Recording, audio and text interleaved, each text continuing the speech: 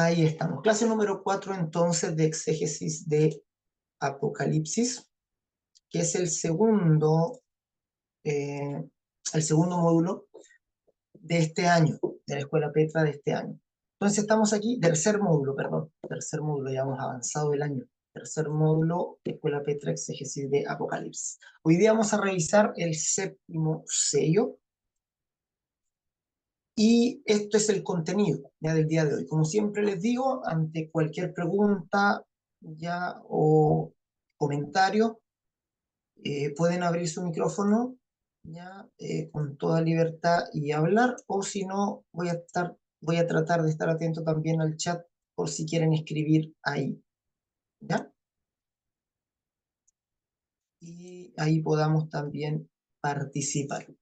Exégesis de Apocalipsis entonces, el séptimo sello. Recordemos que venimos viendo esta visión de Juan, de uno sentado en el trono, con un libro en la mano, un libro cerrado, sellado con 7 sellos. Juan llora porque no hay nadie digno de abrir el sello, dice, ni aún de mirarlo. Y uno de los ancianos que está ahí le dice a Juan: el león de la tribu de Judá ha vencido para abrir el rollo y desatar sus sellos, romper sus sellos. Juan en ese momento mira, ya porque eso lo escucha del anciano, y luego mira, esta mezcla de audición y visión aparece muchas veces ya en el libro de Apocalipsis. Hay que ponerle ojo porque muchas veces Juan oye algo y luego ve algo, ¿ya? Y es como algo que se va repitiendo a lo largo del libro. Entonces Juan oye: el león de la tribu de Judá ha vencido, mira y ve a un cordero como inmolado, que entra, toma el rollo de mano del que está sentado en el trono y comienza una adoración, esta adoración que llamábamos la semana pasada la adoración al cordero, ¿ya? La adoración que supera por mucho a la adoración anterior, a la adoración del capítulo 4. La adoración del capítulo 5 es la adoración al cordero, que llega hasta toda la creación. Juan ve a toda la creación, a todo lo creado rindiendo adoración al cordero. Y luego de esa adoración, el cordero va rompiendo los sellos. Los primeros 4 corresponden a los 4 jinetes, a 4 caballos, que representan nuestra vida en este mundo.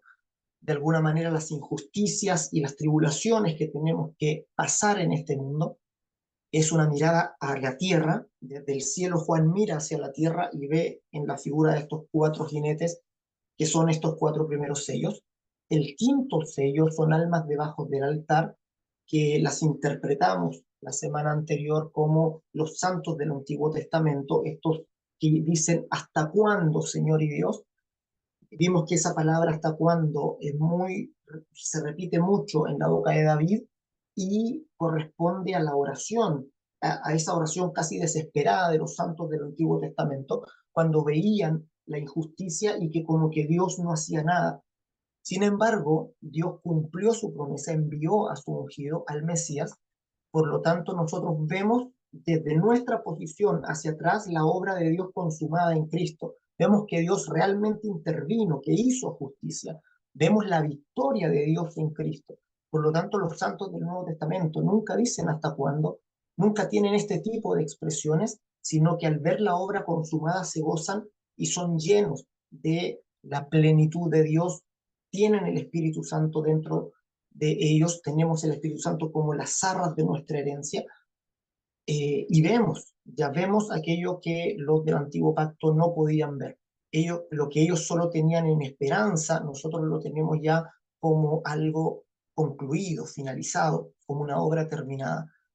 Entonces, ese es el quinto sello.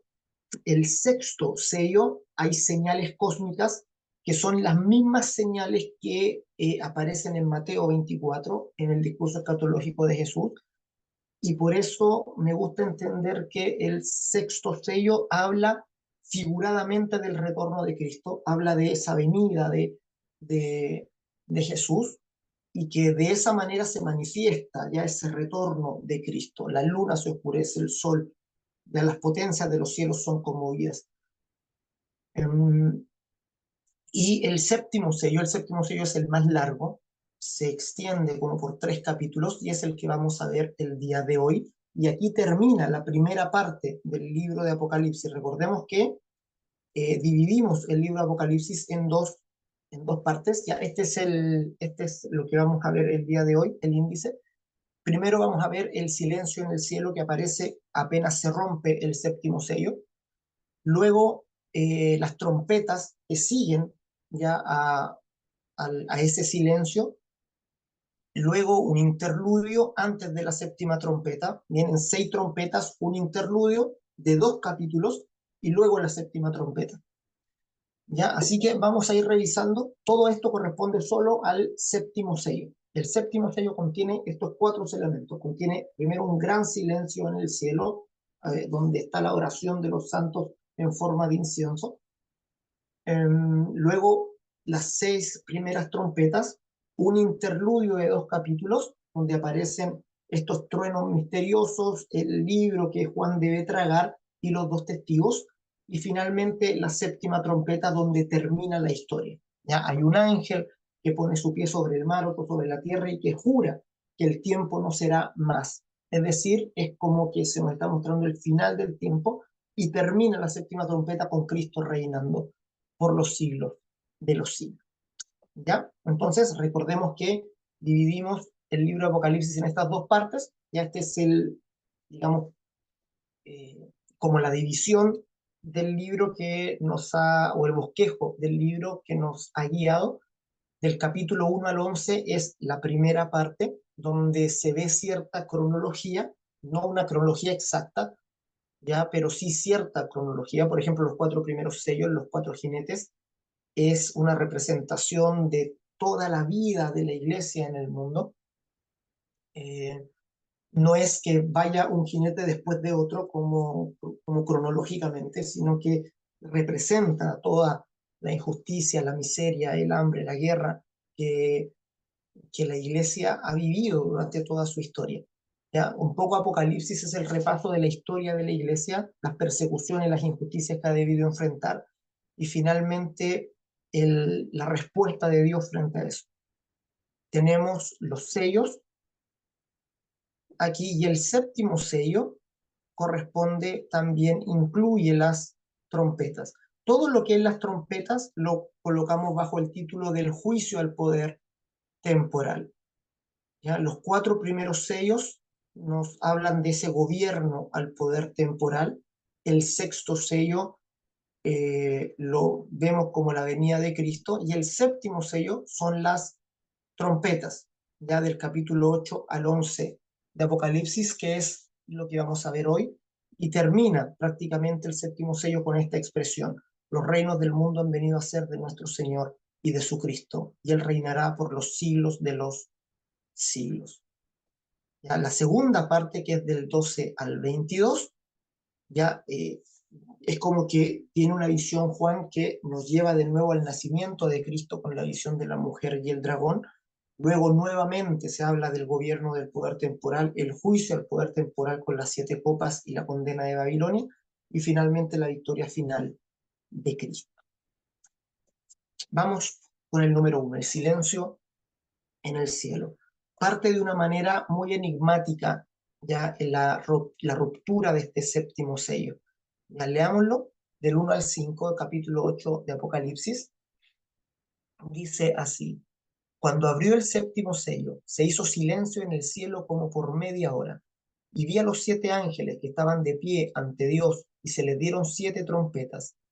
Otro ángel vino entonces y se paró frente al altar con un incensario de oro, y se le dio mucho incienso para añadirlo a las oraciones de los santos, sobre el altar de oro que estaba delante del trono. Y de la mano del ángel subió a la presencia de Dios el humo del incienso con las oraciones de los santos. Y el ángel tomó el incensario y lo llenó del fuego del altar y lo arrojó a la tierra. Y hubo truenos y voces y relámpagos y un terremoto. Cuando abrió el séptimo sello, esto es muy sorpresivo. Hasta ahora el libro de Apocalipsis ha venido siendo muy ruidoso, ya en el sentido de que hay gritos, hay alabanzas, hay voces, hay un montón de cosas muy, digamos, muy auditivamente cargado hasta ahora. Sin embargo, aquí cuando se abre el séptimo sello, hay un contraste muy fuerte que es un silencio en el cielo como por media hora.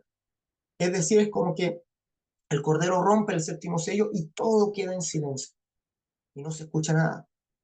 Y en medio de ese silencio hay dos cosas que ocurren. Primero, hay 7 ángeles o 7 arcángeles, dice que estaban de pie ante Dios, que se les da a cada uno de estos arcángeles una trompeta. Solamente eso. Luego viene otro ángel de detrás, se para frente al altar con un incensario de oro y dice, se le dio mucho incienso para añadirlo a las oraciones de todos los santos. Es decir, este silencio precisamente es para oír de alguna manera, para recibir las oraciones de los santos. Esto tiene que ver con la oración de los santos. Se hace un silencio en el cielo como por media hora para que Dios reciba la oración de los santos. Simbólicamente, claro, está en la figura de un incensario. El incienso siempre en toda la Biblia se ha relacionado con la oración. Ya, de hecho, cómo está construido el tabernáculo, tenemos un incensario justo afuera de la cortina para que el humo del incienso penetre la cortina y entre al lugar santísimo. Es súper como simbólico esto porque cuando vemos el Éxodo, en el Éxodo está el incensario fuera de la cortina, inmediatamente afuera de la cortina. Sin embargo, cuando el libro de Hebreos nos relata cómo están acomodados los muebles del tabernáculo, el autor de Hebreos pone el incensario dentro del lugar santísimo. ¿Ya? Eso puede tener varias interpretaciones. ¿Ya? Una de ellas es que ese incensario se refiere a la oración de Cristo, ¿ya? En el sentido de que el autor de Hebreos ve a Cristo dentro del lugar santísimo como ya siendo ascendido al cielo, pero ese incensario siempre se relaciona con la oración. Y aquí lo que ve Juan es un ángel que se para delante del altar con un incensario de oro, se le da mucho incienso, dice, para añadirlo a las oraciones de los santos sobre el altar de oro que estaba en el trono. Y de la mano del ángel, dice, subió a la presencia de Dios el humo del incienso con las oraciones de los santos. Entonces, qué nos relata esto? De que las oraciones de los santos son sagradas para Dios. Ya, la oración de los santos ya no es cualquier cosa. Y en este relato del Apocalipsis, muchas veces parece como que las oraciones de los santos no tienen efecto. Aparece una iglesia perseguida, aparece una iglesia de alguna manera sometida al poder temporal, aparecen en los 4 jinetes, los 4 primeros sellos, digamos, caballos que van en contra de los santos, que los presionan, que los persiguen. Lo mismo va a aparecer después con la figura de las 2 bestias, pero aparece el poder temporal de alguna manera presionando, persiguiendo y ganando la batalla aquí en el mundo temporal. Y de alguna manera al parecer como que las oraciones de los santos no tuvieran efecto, o que de alguna manera Dios no escuchara las oraciones de los santos. Eso tiene un significado mucho más potente para la iglesia del primer siglo, que estaba siendo perseguida y que al parecer Dios no hacía nada. Ya los primeros 4 siglos del cristianismo, los creyentes sufrieron mucha persecución de mano de los emperadores de Roma principalmente. Ya de hecho Juan en Patmos se cree que muere bajo el reinado de Nerón, y Nerón fue uno de los que realizó una persecución activa de cristianos, ¿ya? Es decir, buscándolos. ¿Ya? Otros no hacían una persecución activa, pero la ley decía que si alguien demandaba o denunciaba a un cristiano, este era arrestado. Pero si no había denuncia, no, tampoco se les perseguía. Pero Diocleciano, por ejemplo, Nerón, ya ejercieron persecuciones activas a los creyentes. De alguna manera, Nerón le echó la culpa a los creyentes por el incendio que hubo en Roma, y más adelante se culpó a los creyentes de todas las desgracias que ocurrían, porque los creyentes eran los ateos de ese tiempo, es decir, los que se negaban a rendir honor o a rendir sacrificio a los dioses. Por tanto, eran acusados de ateos, de no creer en los dioses. Y obviamente cualquier desgracia se la atribuían al enojo de los dioses por causa de los cristianos, que ya no era un grupito pequeño, sino que se habían multiplicado bastante. Entonces, toda esta persecución ya puede hacer parecer a los creyentes que su oración no es considerada delante del Señor. Y esto nos puede ocurrir a nosotros también. En algún momento quizá pensamos que nuestra oración no va a hacer gran diferencia, o que nuestra oración no va a incidir mucho en la historia. Y muchos cristianos por eso flaquean en la oración.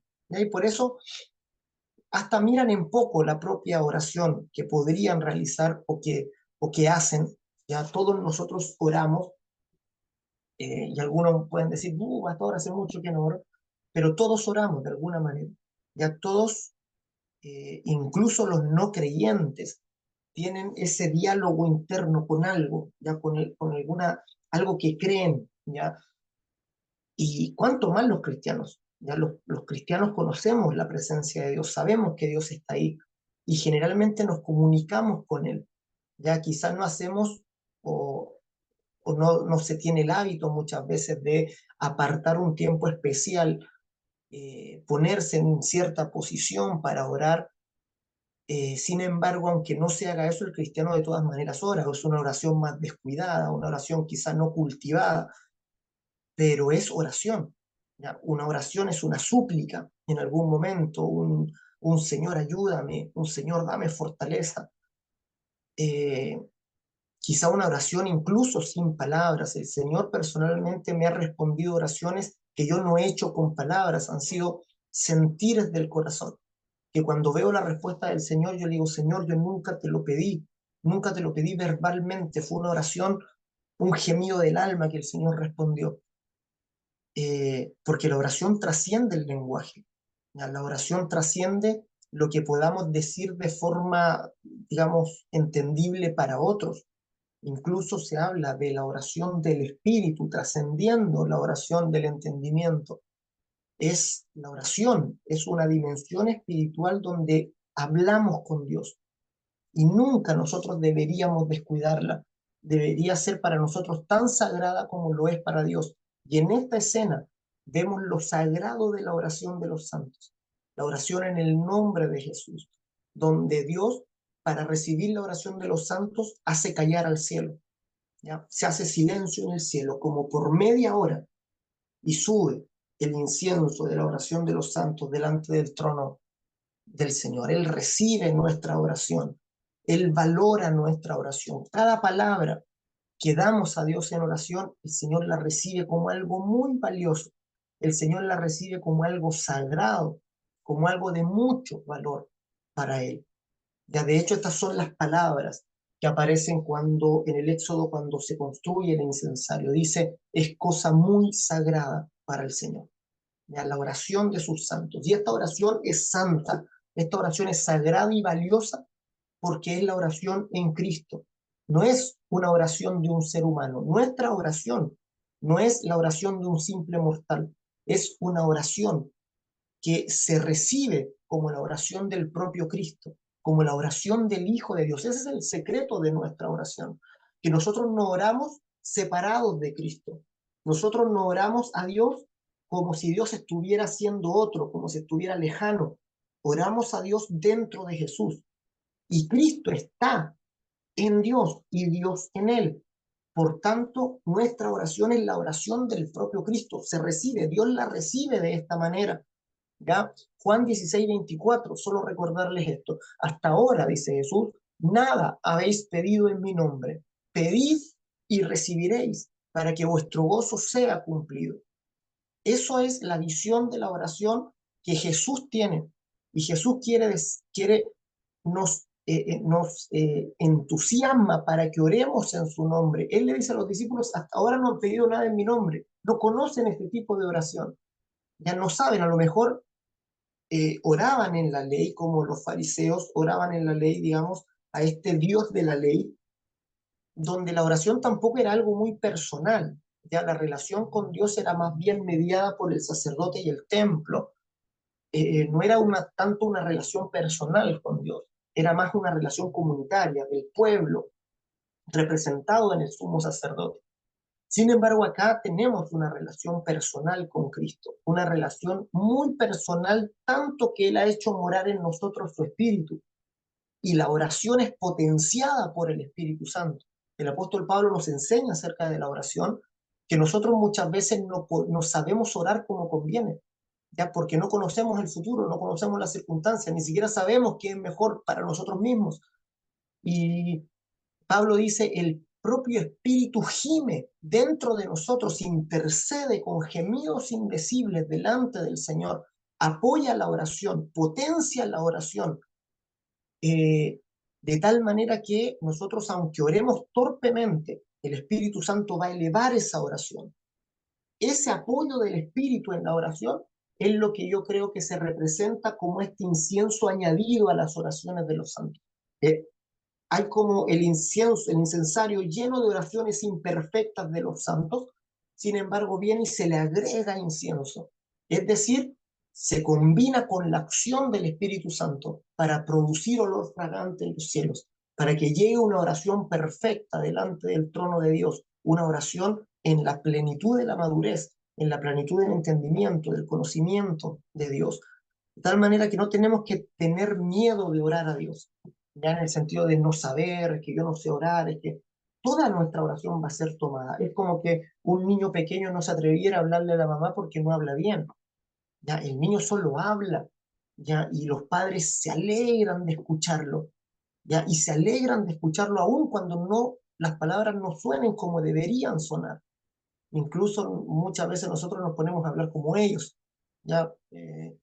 ¿Por qué? Porque recibimos esa palabra, recibimos las palabras de los pequeños, digamos, con un corazón abierto, con mucho entusiasmo para nosotros, son muy valiosas.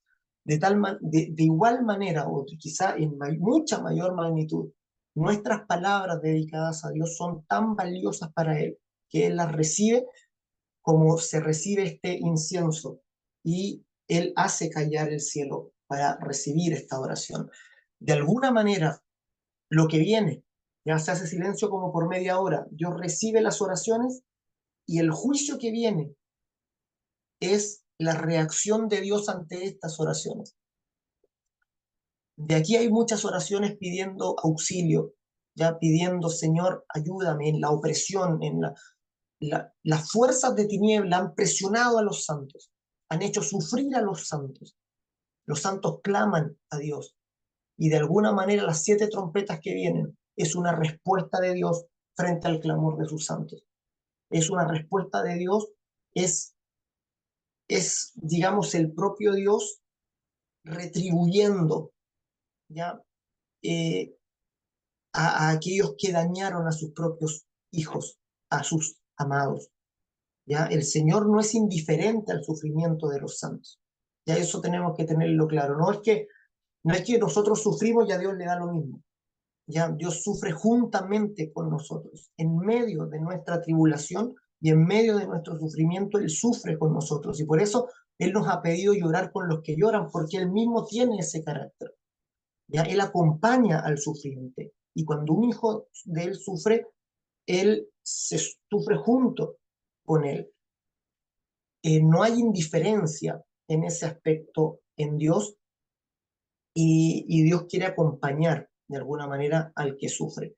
¿Se recuerdan cuando Jesús dijo, es imposible que no hayan tropiezos, pero hay de aquel que haga tropezar a uno de estos pequeños? Porque mejor le sería que se colgase una piedra de molino al cuello y se echase al mar. Fíjense qué duras palabras del Señor. Ya el Señor siempre entendemos que Dios es amor, que Jesús vino a predicar el amor entre las personas. Sin embargo, ese mismo amor lleva consigo esta carga de, digamos, esta carga de indignación. Siempre el amor lleva aparejada la indignación. Cuando tú amas a alguien, te indignas cuando otro daña a ese alguien. Y Dios mismo ama a sus hijos. Y Dios ama a aquellos que están en Cristo. Y cuando otro viene y hace sufrir a aquellos a quien Dios ama, Dios reacciona. Y la indignación de Dios viene por causa de ese amor.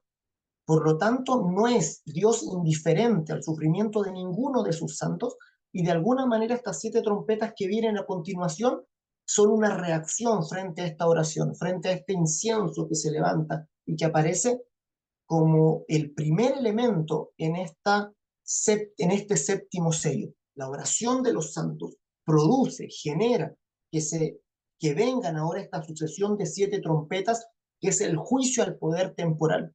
Es el juicio a aquellos que dañaron a sus santos.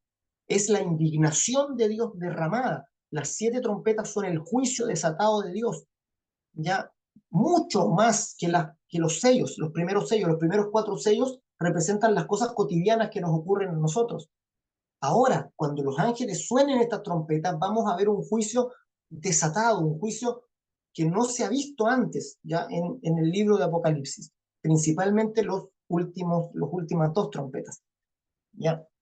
Pero entendamos, vamos a ver más adelante la interpretación de eso, es la indignación de Dios, el juicio de Dios frente a aquellos que han hecho sufrir a sus santos, frente a la opresión que han generado, que han hecho a sus santos. Él viene con venganza, con salvación para los suyos y con venganza para aquellos que eh, persiguieron a los suyos, que ofendieron a los suyos, que maltrataron a los suyos.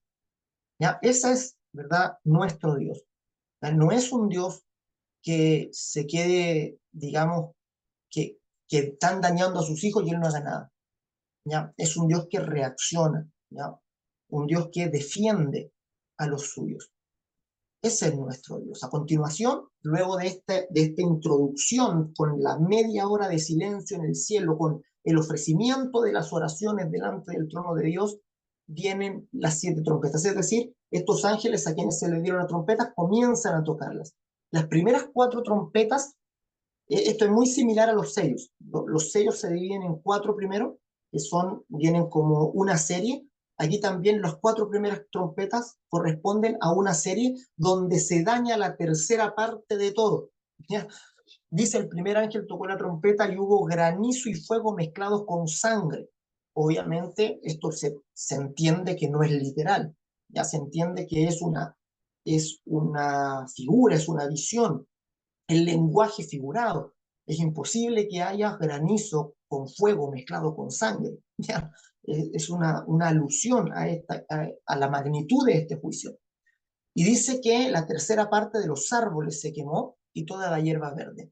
El segundo ángel tocó la trompeta y una gran montaña ardiendo en fuego se precipitó al mar y la tercera parte del mar se convirtió en sangre. Nuevamente, los elementos del fuego y la sangre repetidos en los 2 primeros trompetas.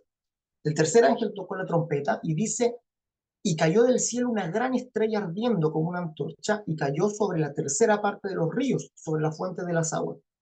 Finalmente el cuarto ángel tocó la trompeta y fue herida la tercera parte del sol, la tercera parte de la luna y la tercera parte de las estrellas, para que se oscureciese en la tercera parte de ellos y no hubiese luz en la tercera parte del día, ese mismo de la noche.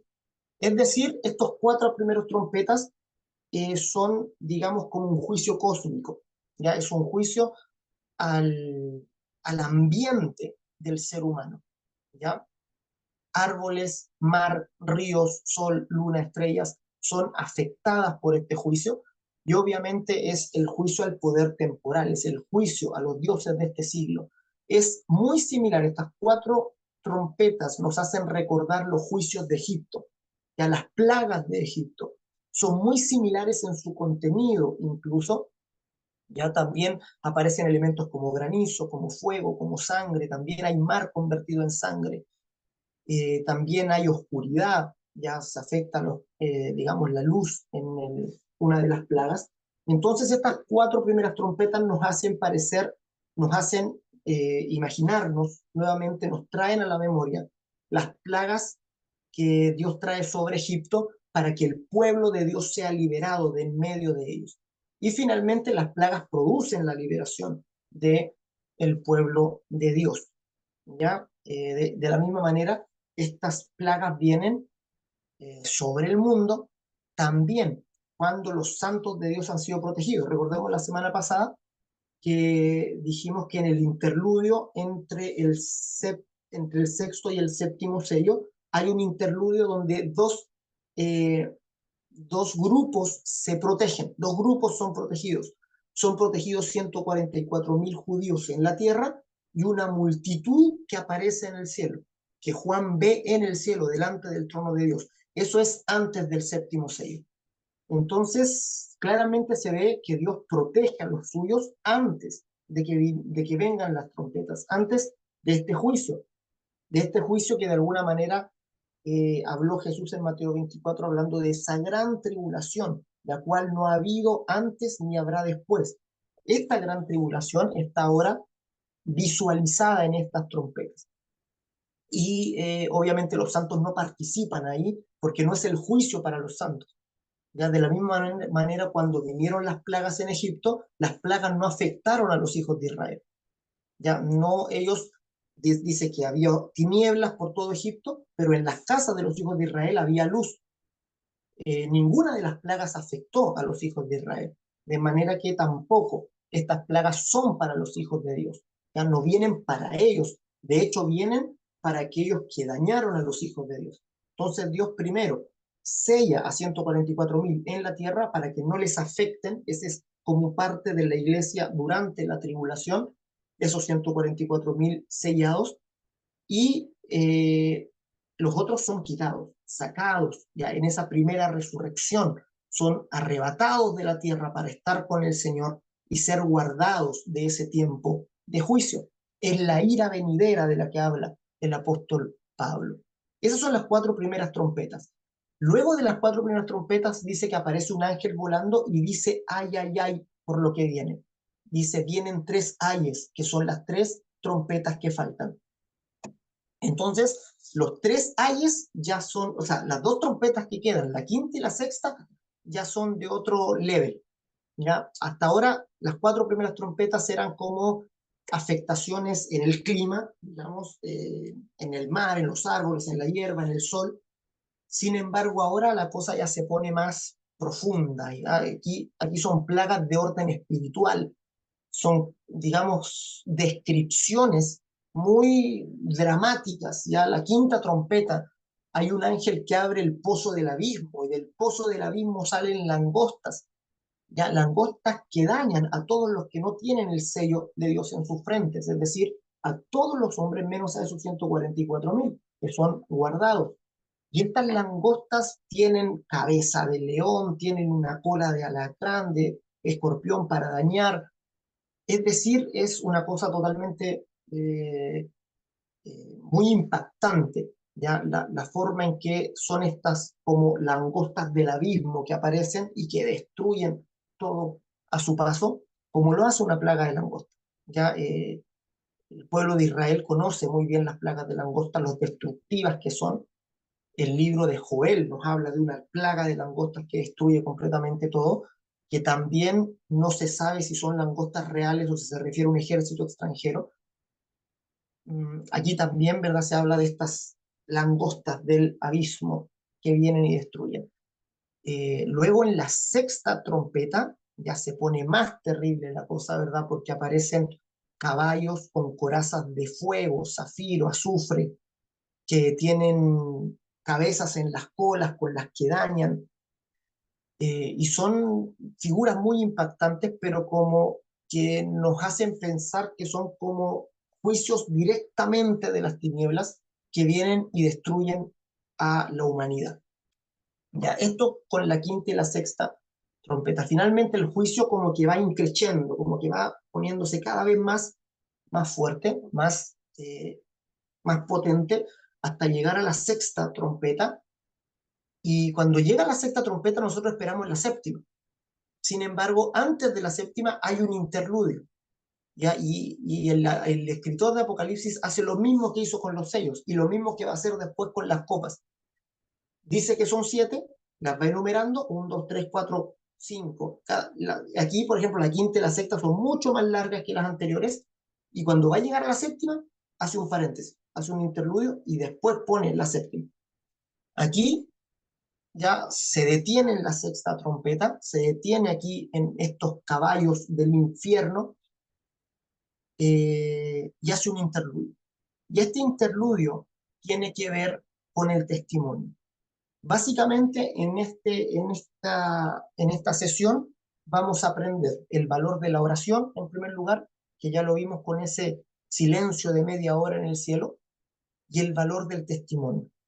El valor del testimonio que poseemos en nuestros corazones por el Espíritu Santo. Y a eso se refiere este interludio. Ya lo que hace Apocalipsis aquí es detenerse y darnos este interludio que nos habla del testimonio. Primero, antes de irnos al interludio, veamos cómo interpretamos el juicio. Ya a veces se nos hace difícil ya interpretar a un Dios castigando. Ya, nosotros se nos enseña que Dios es amor. Juan nos dice, ¿verdad? Dios es amor. Ya un poco les dije que el amor viene siempre aparejado de indignación. ¿Ya? El amor viene, no es un amor pasivo, ¿ya? Sino un amor que defiende al ser amado. Y de alguna manera también tenemos que ver lo siguiente. El juicio no es, si nos fijamos en los detalles de cómo está descrito, no es tanto Dios maltratando, no es tanto Dios enviando juicio, sino que es el propio mal maltratando a los suyos. En las dos últimas trompetas, en las propias tinieblas, ya, digamos, maltratando y dañando a los que a su propia pertenencia, digamos, son langostas que salen del abismo y luego estos caballos infernales que aparecen, que obviamente representan las tinieblas. Y las tinieblas dañan precisamente a aquellos que son de las tinieblas. Dice, para que dañen a todos los que no tienen el sello de Dios. Dice que Dios sella a los suyos, los protege, pero las tinieblas dañan a los que escogieron permanecer en las tinieblas. De alguna manera, el juicio nunca es impuesto de Dios hacia alguien que no quiere recibir ese juicio. De alguna manera, el juicio viene para aquellos que decidieron estar lejos de Dios, de aquellos que decidieron permanecer separados de Dios. Y el juicio nos enseña cuán terrible es esta separación. Aquí nos recordamos, ya cuando vemos todas estas imágenes terribles de las trompetas, no, como que nos cae ¿verdad? Se nos cae la teja, digamos, nos damos cuenta de cuán terrible es la situación humana, de que la Biblia no está jugando cuando dice que estamos separados de la gloria de Dios. Dice que el pecado entró al mundo por un hombre, por el pecado de la muerte, por cuanto todos pecaron y están destituidos de la gloria de Dios. Eso no es un juego, ¿ya? Eso no es un poema, no es una forma de decir algo, es una realidad, y es una realidad increíblemente fuerte, es una realidad profunda, es una miseria en la que el hombre cayó que debemos tomar muy en serio, porque la Biblia se la toma en serio, Dios se la toma en serio. Para Dios es una tragedia, la tragedia más grande es que el hombre, ¿verdad?, haya sido destituido de su gloria, haya caído bajo el dominio del maligno. El ser humano completamente cayó bajo el dominio del mal por voluntad propia, por desobediencia. El pecado entró en el mundo por un hombre por el pecado de la muerte. Por cuanto todos pecaron, están apartados, destituidos de la gloria de Dios. Estas imágenes nos ayudan a ver cuán terrible es esa situación, esa condición de estar separado de Dios. No es algo, digamos, como para tomarse ligeramente, sino que es algo realmente fuerte, realmente terrible, y que para Dios es la primera prioridad rescatar a aquellos que se apartaron, dar vida eterna a aquellos que murieron. Y es tanto su compromiso con la vida eterna del ser humano que Dios entrega su propia vida en la cruz. ¿Ya? La cruz, si estas visiones son escandalosas, las visiones de las trompetas, ¿ya? Porque es escandalosa la destrucción que aparece, más escandaloso aún es el hecho de que el Hijo de Dios haya sufrido y haya entregado su vida en la cruz. La ira de Dios, ese juicio que venía sobre el hombre, vino primero sobre el cuerpo de Cristo. Aquí no podemos olvidar y sacar a Jesús de la ecuación. ¿Ya? Jesús está en medio, en el centro de toda esta narración del Apocalipsis. Cristo es la causa de todo esto. Y Dios, en primer lugar, trajo el juicio sobre su propio Hijo. para que los seres humanos sean liberados del juicio. Eso es lo escandaloso de la Escritura, que Dios toma el castigo sobre sus hombros para librarnos a nosotros del castigo. Él bebe esa copa de juicio. Fíjense las palabras de Jesús. Jesús, cuando habló de su muerte, él dijo, de un bautismo tengo que ser bautizado. Y dice, ¿y cuánto sufro, cuánto me angustio hasta que ese tiempo llegue? Cuando estaba en Getsemaní, Jesús ora al Padre y le dice, Padre, si es posible, pasa de mí esta copa. Así de terrible era lo que él tenía que enfrentar. Jesús tomó esa copa que representa el juicio de Dios, el castigo de Dios por todo el pecado humano, y llevó el castigo sobre sus hombros. Eso permitió que el ser humano fuera redimido, perdonado, pero ese perdón actúa no independiente a la voluntad humana, y por eso es un llamado a la salvación. Y el apóstol Pablo dice, es como si Dios rogara por medio de nosotros, reconcíliense con Dios. El Espíritu Santo está dando testimonio, ahora mismo está llamando, está insistiendo a los seres humanos, diciéndoles que esto no es un juego, ¿verdad? Que esto de la iglesia no es solo una religión ni un lugar donde participar, esto se trata de la vida y la muerte eterna, que esto es mucho más profundo, más grave, más urgente de lo que los seres humanos piensan. El testimonio del Espíritu Santo está trayendo a las almas a la vida eterna, desde la muerte a la vida, desde la oscuridad a la plenitud de la luz. Es el testimonio del Espíritu Santo trayendo a los hombres. Y cuando vemos este juicio, nos damos cuenta de lo terrible que es estar separados de Dios. En ese tiempo final, cuando la iglesia sea sacada, arrebatada del mundo, y se desate este juicio, las trompetas dijimos es el juicio de Dios desatado, se nos muestra anticipadamente en esta visión de Juan lo terrible del juicio. Y ese es el juicio que nos correspondía a nosotros, pero que lo llevó Cristo por nosotros. Cuando vemos este juicio es lo que decimos, esto me hubiera tocado a mí. Ya es como que alguien te sacara de un lugar que va a ser destruido y tú luego vieras con tus ojos la destrucción. Y entonces cuando tú ves con tus ojos la destrucción de ese lugar, entonces tú das gracias al que te rescató. Quizá si no vieras la destrucción, no valorarías tanto que te hayan sacado de ahí. Ya, imagínate, tú estás en un lugar, en un edificio, por ejemplo, por poner una analogía burda, estás en un edificio y viene alguien y te saca de ahí. Te saca porque te dice, mira, ven para acá, ese lugar va a ser destruido.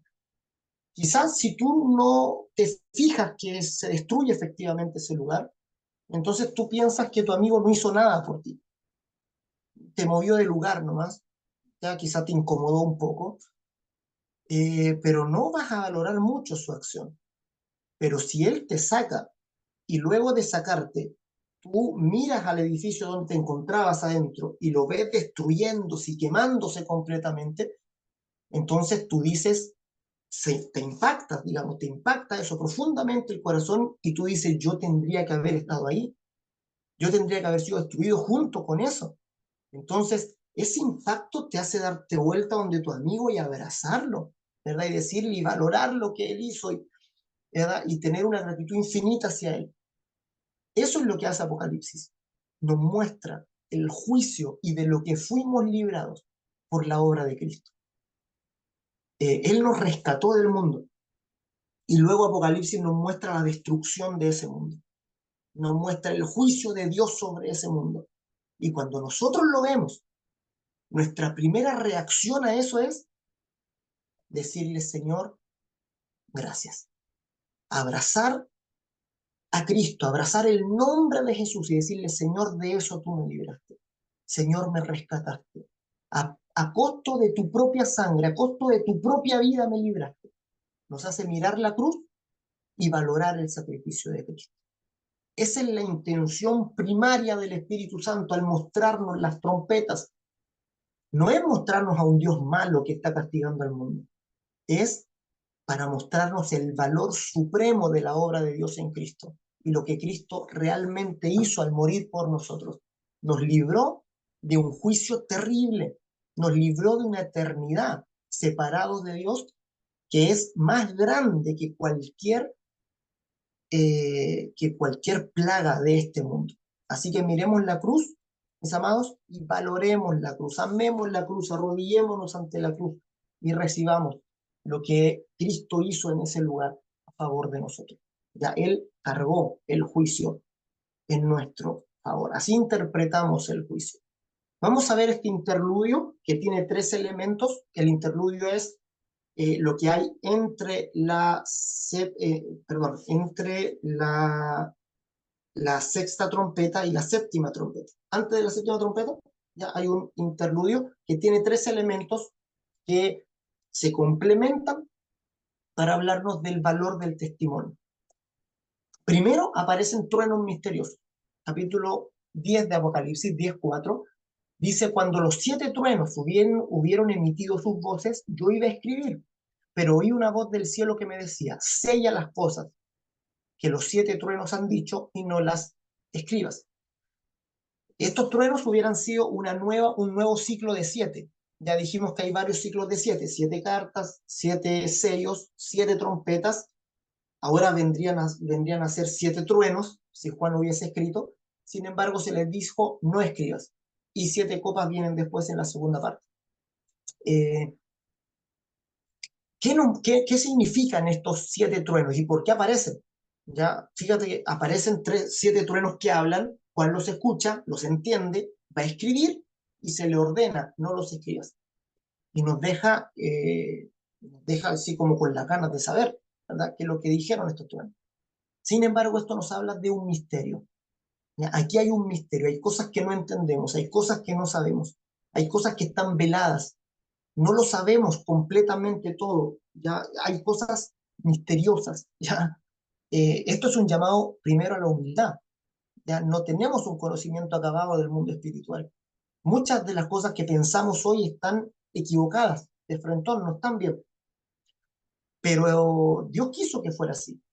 Ya de alguna manera Él nos permite transitar también con esta cuota de incertidumbre en la vida de fe, con esta cuota de misterio, y de alguna manera nos va revelando este misterio de a poco. Este misterio hace alusión al misterio de la voluntad de Dios, al misterio del testimonio de la iglesia, que es un misterio, y vamos a ver que Pablo lo ve de esta manera: es un misterio en proceso de revelación, en proceso de entrega. Cristo vino a revelarnos un misterio, pero en alguna medida este misterio no va a ser completamente descifrado por nosotros. Ya vamos a entender en parte, vamos a comprender en parte, y quizá podamos tener más luz mientras más indaguemos, mientras más, digamos, le demos vuelta y meditemos en la palabra de Cristo y vamos en la voluntad del Señor, vamos a ir adquiriendo más conocimiento acerca de la voluntad de Dios. Vamos, más conocimiento es más calidad de la vida de fe, pero también siempre va a haber este grado, esta cuota de misterio. Luego, el segundo elemento de este interludio es un librito. Dice: la voz que oí del cielo habló otra vez conmigo y dijo: ve y toma el librito que está abierto en la mano del ángel que está en pie sobre el mar y sobre la tierra. ¿Ya? Aquí, como ustedes leen todo el capítulo 10, hay un ángel que pone un pie sobre el mar, otro sobre la tierra, y jura por el que vive por los siglos de los siglos que el tiempo no va a ser más. Este ángel tiene un librito, dice un librito pequeño y abierto. ¿Ya? Eso es importante, este librito está abierto, está en la mano del ángel, y Juan va donde el ángel, le pide el librito, y el ángel le dice: toma y cómelo, y te amargará el vientre, pero en tu boca será dulce como la miel.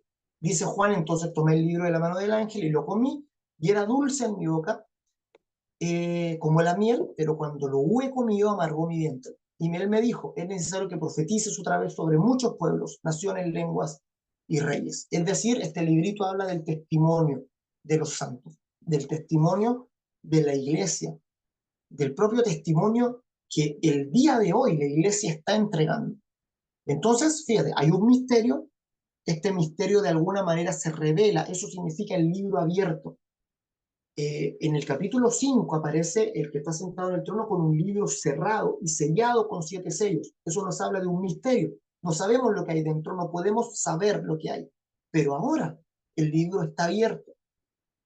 Hay un libro abierto, descifrado, un misterio revelado, que es el que Juan come. Y cuando Juan lo come, se le da la orden de profetizar, se le da la orden de anunciar. Profetizar significa dar a conocer a Cristo, revelar un misterio, ¿verdad? Los 7 truenos hablan de un misterio que no se sabe lo que es. Ahora hay un libro abierto, algo revelado que Juan come y que se le ordena ir delante de muchos pueblos, naciones, lenguas y reyes para dar testimonio. Lo que nos está hablando este interludio es del testimonio de los santos y comienza con estos misterios, rayos misteriosos, ahora sigue con un libro abierto que es comido por Juan y termina el interludio con 2 testigos, con eh, dos personajes que aparecen aquí, muy misteriosos. Algunos los han tratado de identificarlos con personajes bíblicos, eh, con Moisés y Elías, los identifican algunos, otros con Zorobabel, vamos a ver que tiene un pasaje paralelo, ¿ya? Fíjense lo que dice de los 2 testigos. Eh, no, no, perdón, no. Este no es, ese es el texto. Ahí sí, ahí sí. El anterior no estaba mal esa diapositiva.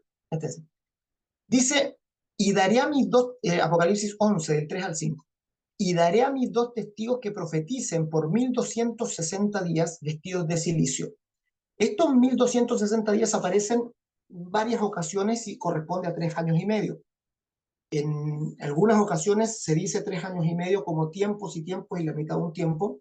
En otra ocasión aparece como 42 meses, que es una de el quinto sello, creo, se les da para que atormenten a los hombres por 42 meses. Y ahora aparecen los mismos 3 años y medio, pero dichos en días, contados en días, 1260 días, vestidos de silicio.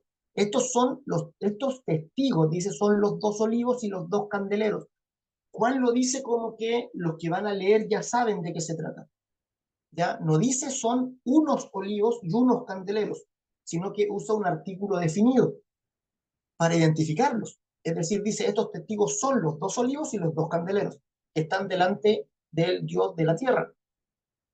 Entonces, es como que los oyentes ya saben qué son. ¿Ya? ¿Y por qué saben? Porque hay un texto paralelo en Zacarías. Zacarías capítulo 4 nos habla de este candelero y los olivos, pero en este caso está un poco modificada la imagen. En Zacarías aparece un candelero y 2 olivos, y de hecho estos 2 olivos echan su aceite al candelero y fluye, ¿ya? El aceite de los olivos al candelero. Aquí hay un candelero para cada olivo, ¿ya? Son dice 2 olivos y 2 candeleros. Entonces hace alusión a esa visión de Zacarías. La figura de los 2 testigos es muy controversial, de hecho es una de las figuras más difíciles de interpretar de toda la Biblia. Dice, porque si alguno quiere dañarlos, sale fuego de la boca de ellos y devora a sus enemigos. Y si alguno quiere hacerles daño, debe morir de la misma manera. Entonces, imagínense el evangelismo que hacen estos testigos, ¿verdad? Sale fuego de su boca y los mata. Entonces, esto es muy controversial, principalmente porque no es una forma de dar testimonio.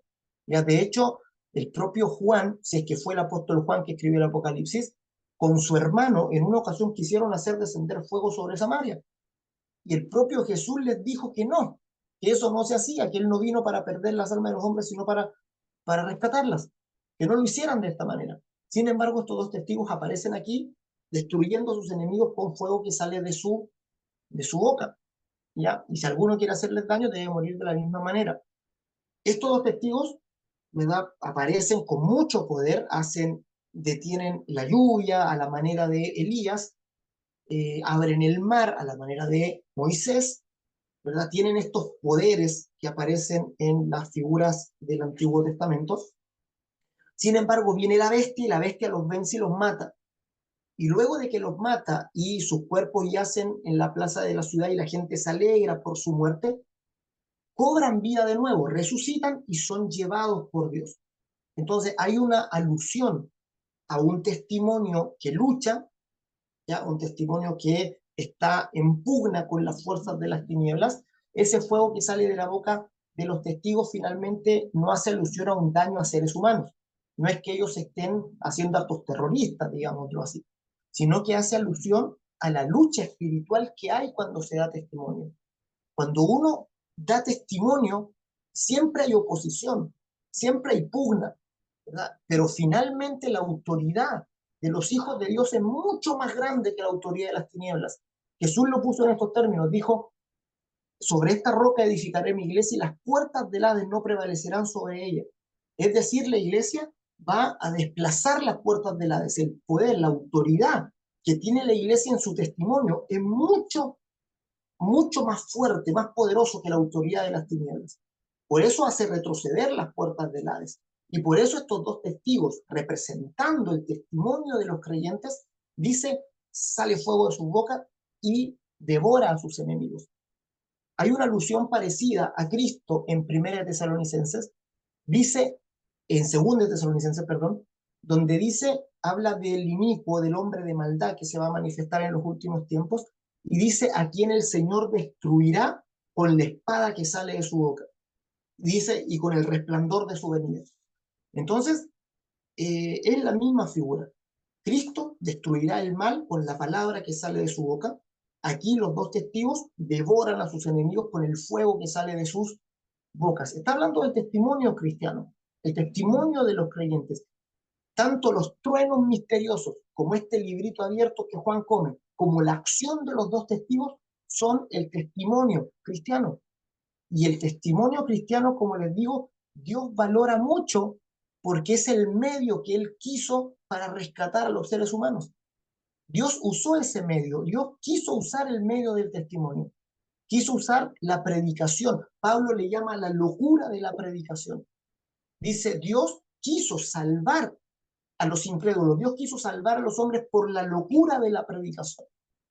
No los quiso salvar por otro medio, los quiso salvar por el testimonio que los santos tienen y guardan en sus corazones. Ya, eso lo entendemos cuando leemos este pasaje paralelo de Zacarías, ya que de alguna manera de esta visión de Zacarías está sacado el tema de los dos testigos.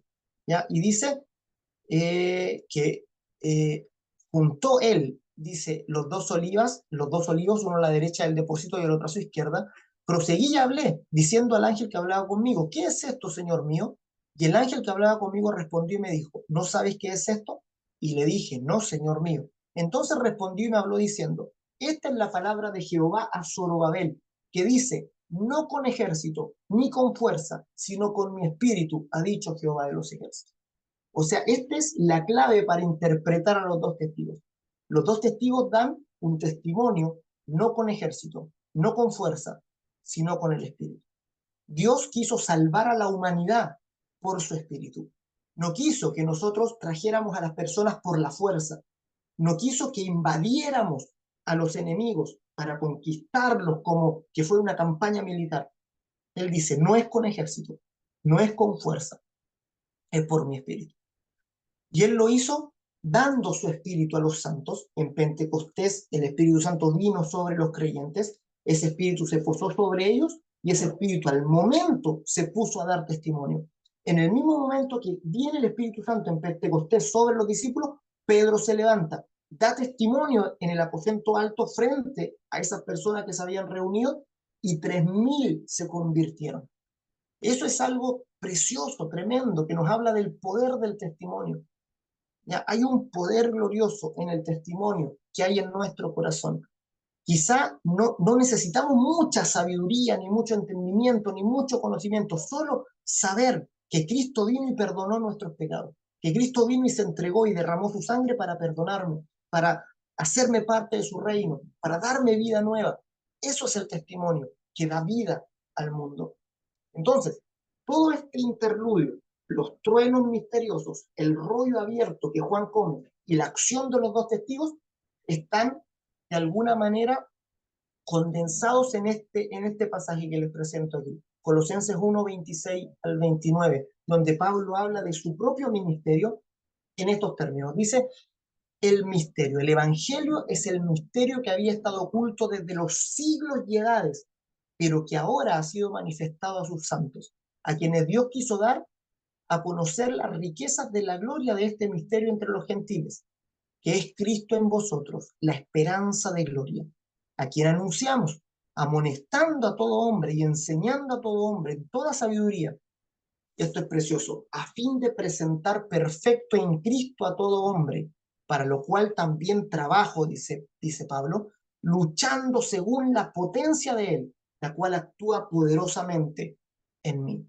Entonces, Pablo dice, había un misterio que había estado oculto desde los siglos y edades, pero que ahora, en este tiempo, ha sido manifestado a sus santos, o sea, ha sido dado a conocer, ha sido revelado. Eso representa el libro abierto en la mano del ángel que Juan come, que es dulce en su boca, pero que amarga su vientre.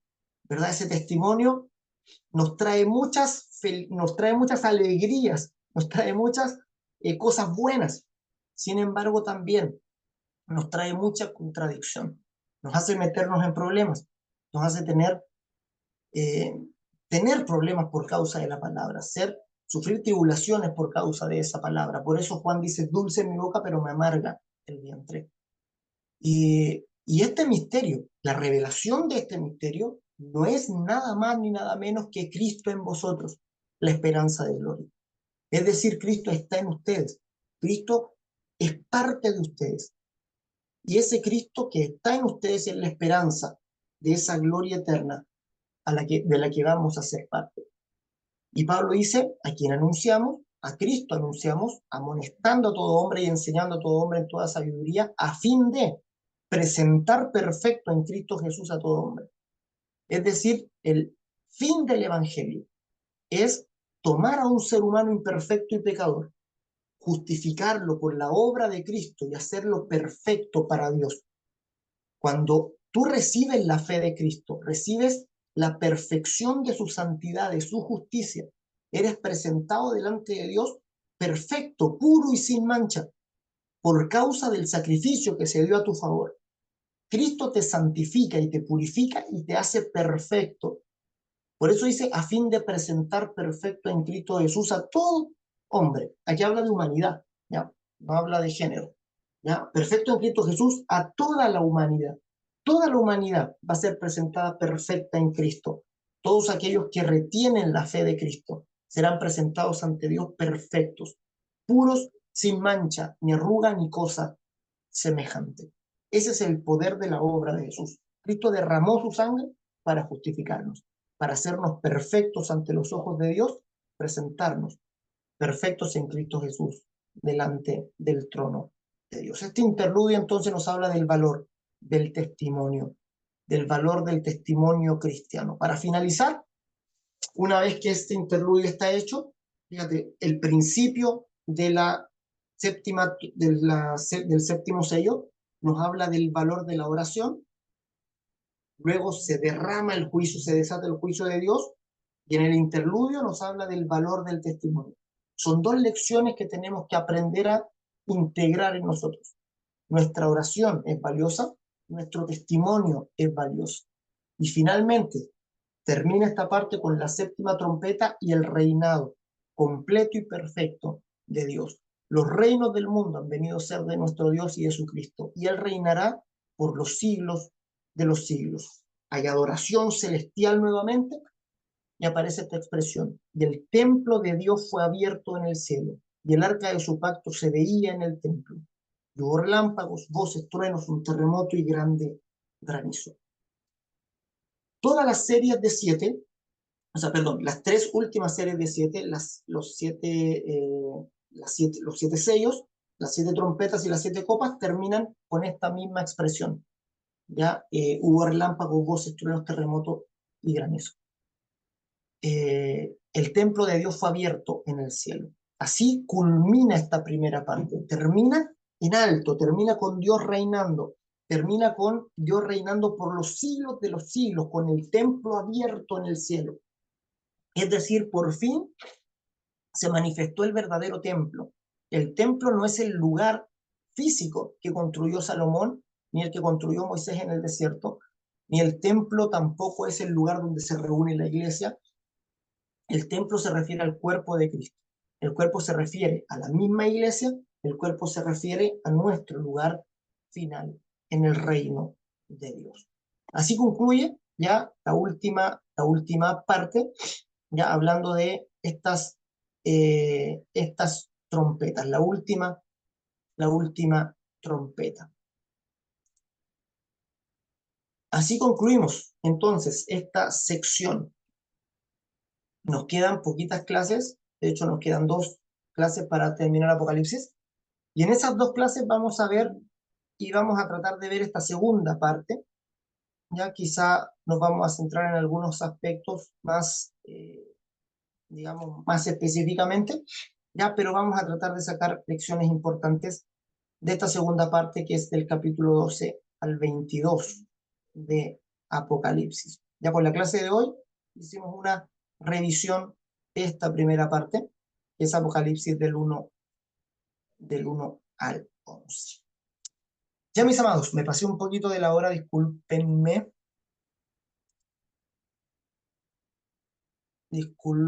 la demora, y con eso ya estamos concluyendo. Voy a parar aquí.